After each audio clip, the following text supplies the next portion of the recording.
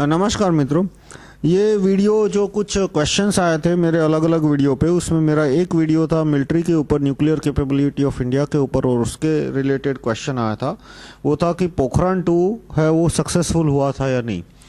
तो Pokhran 2 largely was a failure, और मैं आपको गूगल करने के लिए रिक्वेस्ट करूँगा, पोखरान 2 1998 टाइप करना और फिर फेलियर। तो आपको बहुत सारे यूआरएल मिल जाएंगे जो कि आपको प्रूव करेंगे कि पोखरान 2 है वो एक फेलियर था। फेलियर किस सेंस में कि जो दो एक्सप्लोजन होने थे, एक था यूरेनियम का एक्सप्लोजन, वो हुआ था, लेकिन यूरेनियम का एक्सप्लोजन तो 1974 में भी हो चुका था। उसके बाद यूरेनियम का एक्सप्लोजन होता है, उसके बाद हाइड्रोजन बॉम्ब फटता है, और वो बहुत ही प्रिसीशन टाइमिंग से फटना चाहिए। मतलब जो न्यूक्लियर यूरेनियम का एक्सप्लोजन है वो बहुत ही प्रिसाइज टाइम पे होगा, very very high accuracy of the level of microsecond, और वो इक्विपमेंट बहुत ही ठीक से, बिल्कुल ठीक से काम करेगा तो ही हाइड्रोजन बम है वो प्रॉपरली फटेगा, वरना हाइड्रोजन बम प्रॉपरली नहीं फटेगा और उसकी कैपेसिटी का 10% इम्पैक्ट भी नहीं होगा। तो आप अलग अलग जो आप गूगल करोगे पोखरान 2 फेलियर, और तो आपको बहुत सारे फोटोग्राफ दिखेंगे। एक फोटोग्राफ इसमें आपको दिखेगा जो इसमें एक लोहे का आयरन शाफ्ट, लोहे का एक बहुत बड़ा बार है, और वो लोहे का बार उछल के दूर गिरा लेकिन वो टूटा नहीं।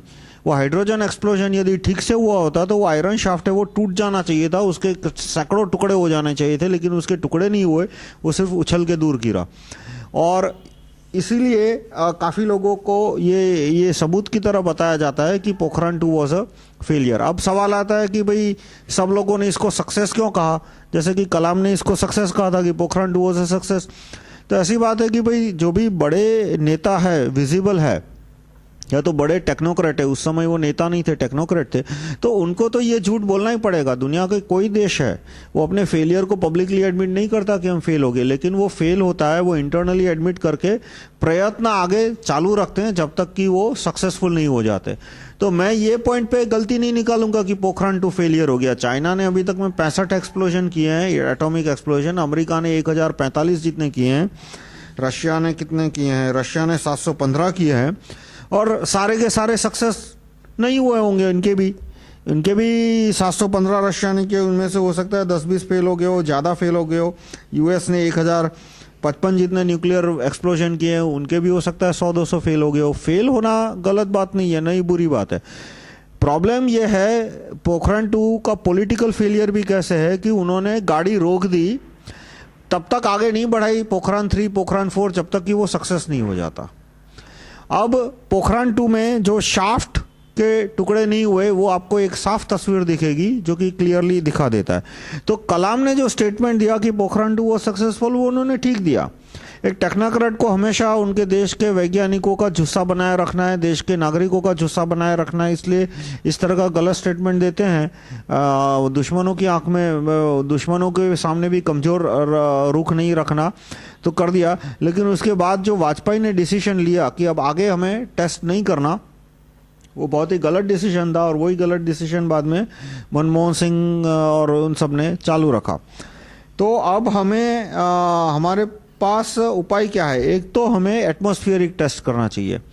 एटमॉस्फेरिक टेस्ट में एक्सप्लोजन की मैग्नीट्यूड कितनी है, एक्सप्लोजन कितना शक्तिशाली था, वो झुठलाया नहीं जा सकता।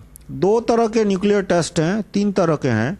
एक तो अंडरग्राउंड एक्सप्लोजन। अंडरग्राउंड एक्सप्लोजन में उसकी स्ट्रेंथ कैसे नापी जाती है, क्योंकि धरती के अंदर हुआ है, तो कि भाई धरती के अंदर कंपन कितना हुआ, और आसपास कुछ लोहे के रॉड थे वो टूटे या नहीं, तो वो ठीक एस्टिमेट नहीं निकलता उससे, क्योंकि वो एक तो मेजर करना भी बहुत मुश्किल है, धरती में कंपन कितना वो मेजर करना मुश्किल है। दूर दूर तक उसका आधा किलोमीटर दूर कितना कंपन हुआ, 1 किलोमीटर दूर कितना कंपन हुआ, 250 मीटर दूर कितना कंपन हुआ, वो मेजर करना भी मुश्किल है।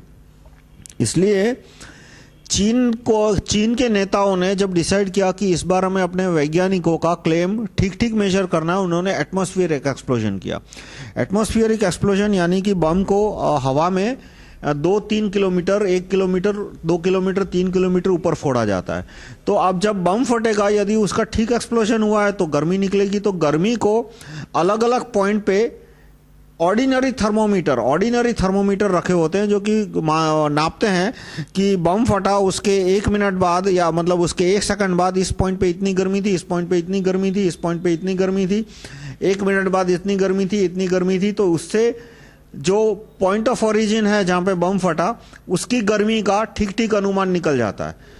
तो इसका मेजरमेंट बहुत सिंपल है। एटमॉस्फेरिक टेस्ट के स्ट्रेंथ का मेजरमेंट बहुत सिंपल है। एक तो अलग अलग पॉइंट पे गर्मी नाप के मेजरमेंट हो जाता है, फिर सैटेलाइट इमेज से मेजर हो जाता है। जो अंडरग्राउंड टेस्ट होता है उसका कोई ठीक से सैटेलाइट इमेज नहीं आता, जबकि जो एटमॉस्फेरिक टेस्ट होता है उसका सैटेलाइट इमेज जो है वही साफ साफ बता देता है कि इस बम की मिनिमम कैपेबिलिटी इतनी थी। इसलिए हमने जो पोखरान में जो टेस्ट किया उसकी स्ट्रेंथ 45 किलोटन थी यदि वो सक्सेसफुल हुआ होता तो, लेकिन सक्सेसफुल हुआ ही नहीं था और हमें धमाके करने की जरूरत है। जबकि चाइना ने जो सबसे बड़ा एटमॉस्फेरिक एक्सप्लोजन किया उसकी स्ट्रेंथ थी 4300 किलोटन, यानी हमारे बम से लिटरली 100 गुनी ज्यादा। तो अब नेक्स्ट स्टेप हमारे लिए क्या है कि हम एटमॉस्फेरिक टेस्ट करके अपने बम की शक्ति को एस्टैब्लिश करें पूरी दुनिया के सामने। एक और टेस्ट जो रशिया ने किया था वो था कि उनके पास बहुत सारे टापू है, हमारे पास भी बहुत सारे टापू है, उन्होंने उनका एक पूरा टापू पिघाल के रख दिया। आप गूगल करना लार्जेस्ट न्यूक्लियर एक्सप्लोजन्स में रशिया ने 2 एक्सप्लोजन किए थे 50 मेगाटन लेवल के, 15 मेगाटन लेवल के, 50 मतलब 10 मेगाटन से बड़े, 10 मेगाटन से बड़े रशिया ने अब तक कुछ 4 या 5 एक्सप्लोजन किए हैं। उसमें से एक एटमॉस्फेयर एक्सप्लोजन था। तो उस एटमॉस्फेयर एक्सप्लोजन ने वहां से कुछ 1000 मील दूर फिनलैंड और स्वीडन के जो तटीय घर थे, उनके कोस्ट लाइन पे जो घर थे उनके शीशे टूट गए। इतना पावरफुल एक्सप्लोजन था कि फिनलैंड और स्वीडन तक वहां की गर्मी और आवाज पहुंचा। और दूसरा जो उन्होंने एक्सप्लोजन किया वो अंडरग्राउंड एक्सप्लोजन इतना पावरफुल था कि एक पूरा द्वीप था 15 मील का डायमीटर वाला, 15 मील चौड़ा 15 मील लंबा, वो पूरा का पूरा द्वीप है वो गायब हो गया। तो उससे एक्सप्लोजन की स्ट्रेंथ है वो बियॉन्ड डाउट प्रूव हो गई कि भाई इतना पूरा द्वीप है वो यदि पिघल जाता है तो इसका मतलब कि मिनिमम इसकी स्ट्रेंथ है वो 15 मेगाटन होगी।